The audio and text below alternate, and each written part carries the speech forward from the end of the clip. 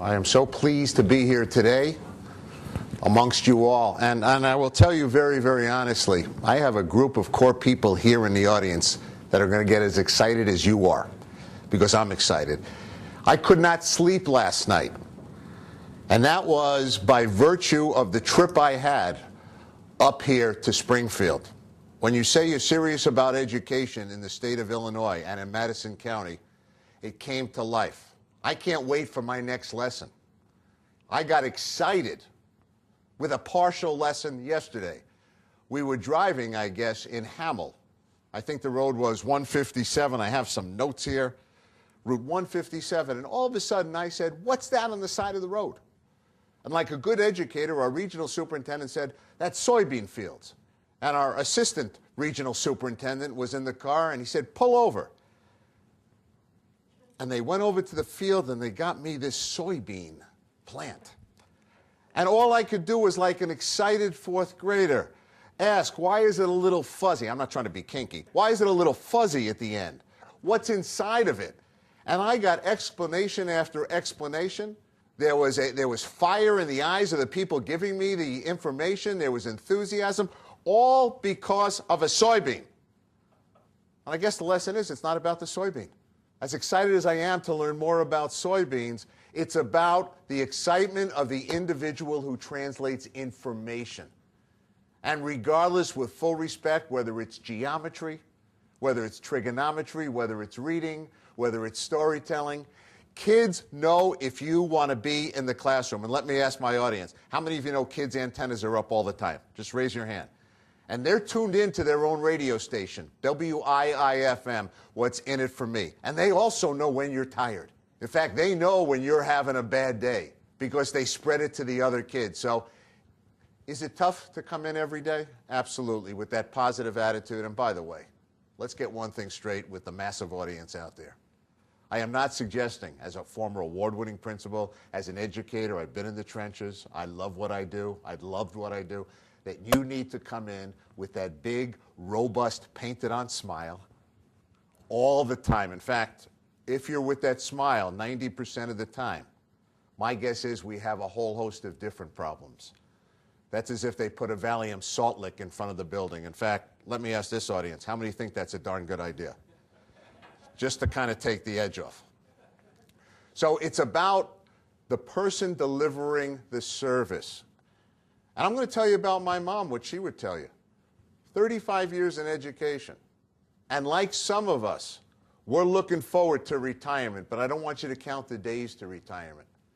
Because what my mom told me recently is she wished she could do it all over again, even with the aggravations, even with the kids that were the toughest kids, even with staff members that she didn't get along with. Now, let me ask the people in this audience. How many of you work with people that on any given day they're going to irritate you? Please raise your hand. In fact, it's a celebration when you don't see their car in the parking lot. How many concur with that, right? In fact, you're more than happy to tell them how many one of their allotted sick days they have left, correct? We know all that. But here's what Mom said. She had a 45-minute ride.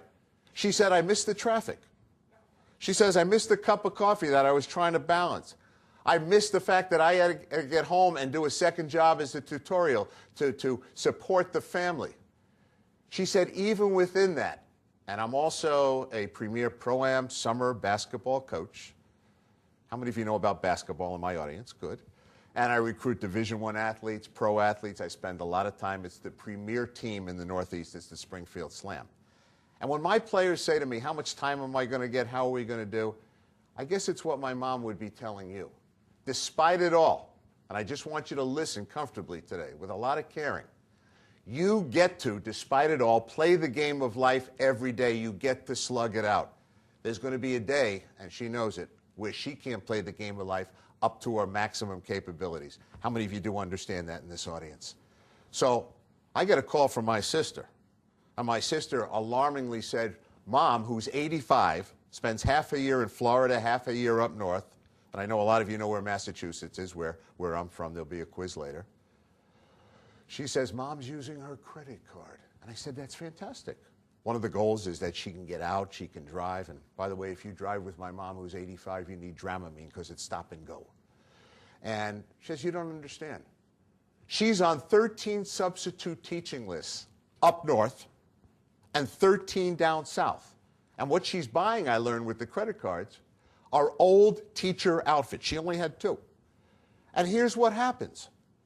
She gets dressed at 5:30 in the morning because she misses it, and you'll miss it, contrary to what you think. She puts on her makeup. I will say it's a little tougher these days. She has her 2 jet black cups of coffee right in front of her. And then she sits down because they call her up for substitute teaching. She's in her outfit. But here's the deal.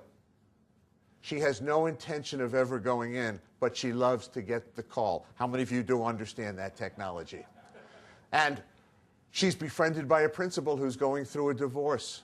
7:15 in the morning. I cannot even call her to wish her good morning to see if she's up and alive because Kenny may call. She can't come up to Massachusetts to see me in Florida because she says there's a school vacation. She's not even going in, but there's a school vacation. She has her bags packed. She has her old plan book. She misses it greatly, and she said the 35 years, every day that goes by now, seem to go faster than ever before. And I know how tough it is out there. The other groups that I get to speak to, I'm blessed. One of them is cancer survivors, and I say this optimistically. I'm not one. Quite frankly, I don't know why they pay me to speak to them, but I do. But I come out with 2 things most of the time. And if I can remember them 10% more, and if you can remember them 10% more as a human being, not just an educator, you're going to win. That you get, and we can't take it back, 86,400 seconds to make life work. And by the way, we don't know how valuable those seconds are in the life of a kid. We don't know what a kid woke up to in the morning. We don't know if they picked mom and dad up off the floor. We don't know all the stresses of family. But if that school's not the safest place, most comfortable place, most productive place of high expectations, we're missing the boat because that can be heaven on earth for these kids. And I say that to you. You never know when you change your life. In fact, I'm so pumped up, my audience. How about a round of applause for that in my audience, all right? I'm so pumped up, you're going to have to control me. And the other thing is that the clock on the wall no longer says tick, tick, tick. There's no such thing as a wasted second. It says precious, precious, precious. Not too many sport analogies, but I'll tell you this. I have seen my basketball team, very talented, lose and win games in 0.5 seconds.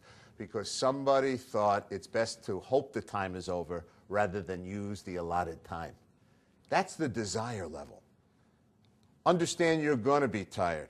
Look, let's be honest. Don't make yourself tired with silly things. How many of you look at the clock to count backwards to see how many hours sleep you get, to see how tired you really should be? Raise your hand in this audience. And I know that. And there's stuff going to be thrown on your plate every single day. And I want you just to do the best you can as a mature human being. And please know kids need that connection. And when you can, it's not in your job description. Please share some of your persona. I didn't say your personal life. Share the fact that you are a teacher of life, not only a teacher of education. That you've had your ups and downs, because every day those kids come in there, and if they were to tell you what's going on internally, it would be pretty scary, and they're pretty insecure. I don't care what they're dressed like. It's an illusion. And the biggest thing you're going to remember is you made a difference in kids' lives.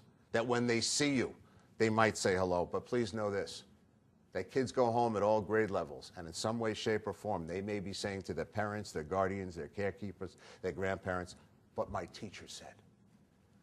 You do not need to diminish your influence. If you're tired, I understand that. In fact, a lot of you are going to have days where you feel like driving right on past the building. How many of you concur with that? As I said before, but you're going to have those days.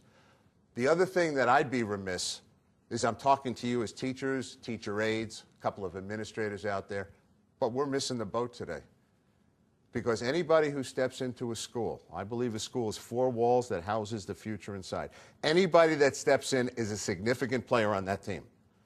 Please say hello in your respective schools, regions, districts, please say hello to the people with many keys, the school custodians. How about a round of applause for our school custodians? Please say hello to our school bus drivers when you can, because those are the people that are on their way to quick root canals. You see them like this. Let them know they're significant, that they're part of something. I had the pleasure of being the keynote speaker at the annual national conference for the National Association of School Nutrition Professionals. And I was so enthused by that because I know what goes on in a lunchroom is also a teaching situation. I know what goes on in physical education with our teachers out there, not to be diminished. You see our kids in the social, emotional, and physical domain. If you're in a school building, you're there for a reason. And don't get attached to that job description, because if you're doing extraordinary things and little things, like a hockey player digging with the puck in the corner, you're going to be doing some things that aren't in the job description, and those are the things you're going to remember. And only you know how you feel when you leave that building. And I'd like to honor you today. We're going to do a little exercise. The folks here are going to help me. You're going to enjoy it with a person next to you. You know what's great? You can see me, but I can't see you, but I can visualize. Not hallucinate, I'm visualizing. Among two people, would somebody please be partner number one, and somebody please be partner number two? Yes, look, I'm not going to check on you, but you need to designate who's going to be one and two. If you need a memo, I'll jump off the screen and I'll give you a memo. So one and two among two people. Can you so designate and agree? Nobody's left out here. Now let me also ask this in the audience watching me and the audience here, because sometimes we have to take a step back and see who's mentally healthy. And mental health to me is defined as the ability to laugh at stupid, little, innocuous, benign, I use fancy words, things that mean nothing in a moment's notice, because we're so focused on kids. We're so focused on running things. We're so focused on the race that sometimes I want you to take a step back if you can, mentally or physically, even on your weekends. If you can laugh at something that really has no meaning, stupidity, you're mentally healthy. So I'm going to see if my audience here is mentally healthy, and let's take a little survey. Laughing at nothing. Where is partner number two? Raise your hand. You're usually the one who told number one who they are. And where is partner number one? Let's count your blessings. How many are glad you remembered what number you are? So I know you're happy out there. We're also going to pay some homage and respect to the fact you're going to work with different administrators, teachers, teacher aides, parents, that on any given day are going to bring a different set of skills. Now, when I form my basketball team, I purposely want people with different skills. My job as a leader is to bring those skills together, just like you're a leader in the classroom, to bring all the diversity together to teach a lesson or go through a strand. It's unbelievable what you do. So you're leaders in the classroom.